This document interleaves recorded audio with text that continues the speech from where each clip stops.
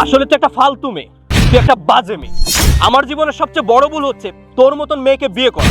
তুই তোর পরকীয়া নিয়েই থাক, ভালোই তো। বিয়ের পরে প্রেম লাগাইছিস। আরে বন্ধু তুই? তুমি কি ওকে চিনো? হ্যাঁ, ও তো আমার ছোটবেলার বন্ধু। তুমি কি ওকে চেনো? আরে মায়ার আমি হচ্ছে ইউনিভার্সিটির ফ্রেন্ড, আর সাকিব হচ্ছে আমার ছোটবেলার বন্ধু। ইউনিভার্সিটিতে ওঠার পর তারপর ওর সাথে আর কথা হয়নি। আমার একটা কল আসছে, তোমরা কথা বলো, আমি আসি। তুমি ওকে মিথ্যা বললে কেন? আমি চাই না আমার বন্ধু কষ্ট পাক।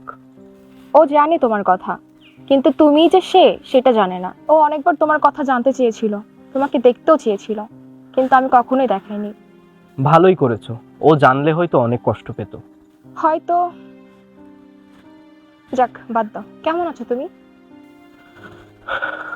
হ্যাঁ, ভালোই আছি। 3টা বছর তোমার সাথে আমি একসাথে সংসার করেছি। তুমি কেমন তোমাকে আমি ভালো করেই চিনি।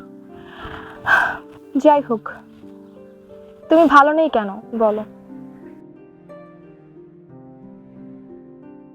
তোমার দেওয়া আঘাত প্রতি রাতেই আমাকে কাঁদায়।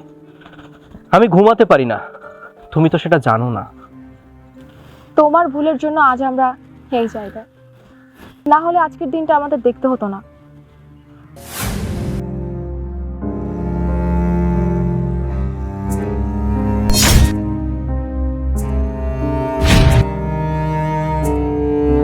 আসলে তুই একটা ফালতু মেয়ে, তুই একটা বাজে মেয়ে। আমার জীবনের সবচেয়ে বড় ভুল হচ্ছে তোর মতন মেয়েকে বিয়ে করা।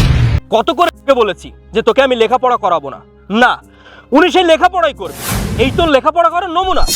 কলেজে এসে নষ্টামি করে বেড়াস। আজকের পর থেকে তোর সাথে আমার কোনো সম্পর্কই নেই। দেখো, তুমি আমাকে ভুল বুঝতেছো, আসলে এরকম কিছুই না। ভুল? তুই আমাকে ভুল বোঝাচ্ছিস। তোকে না বলেছি তুই কখনো কোনো ছেলের সাথে চলবি না? আর এখন এটা কি হচ্ছে? খুব তো দেখছি ভালো পরকীয়া এগোচ্ছে। তুই তোর পরকীয়া নিয়েই থাক, ভালোই তো। বিয়ের পরে প্রেম লাগাইছিস। তোকে আমি ডিভোর্স লেটার পাঠিয়ে দিব।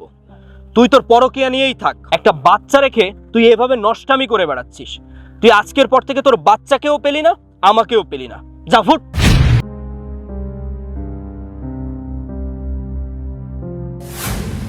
এখন আর এসব কথা বলে কি লাভ? যা হবার তো হয়ে গিয়েছে। ছেলেটাকে আমার থেকে বঞ্চিত করলে, ও হয়তো আমাকে দেখে এখন চিনবেও না। সেটাই, ভুলটা তোমার ছিল, আমার না। আরে বোকা, তুমি এখনো বুঝতে পারোনি? আজ যদি আমার ওই ছেলের সাথে সম্পর্ক থাকতো, তাহলে এই ছেলের সাথে আমি কি করছি?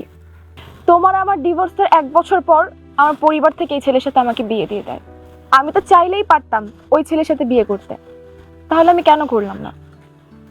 হ্যাঁ তাই তো, আমি তো এটা বুঝতে পারিনি। আমি এটা কি করে ফেললাম? প্লিজ তুমি আমাকে মাফ করে দাও। চলো না, আমরা আবার নতুন করে শুরু করি।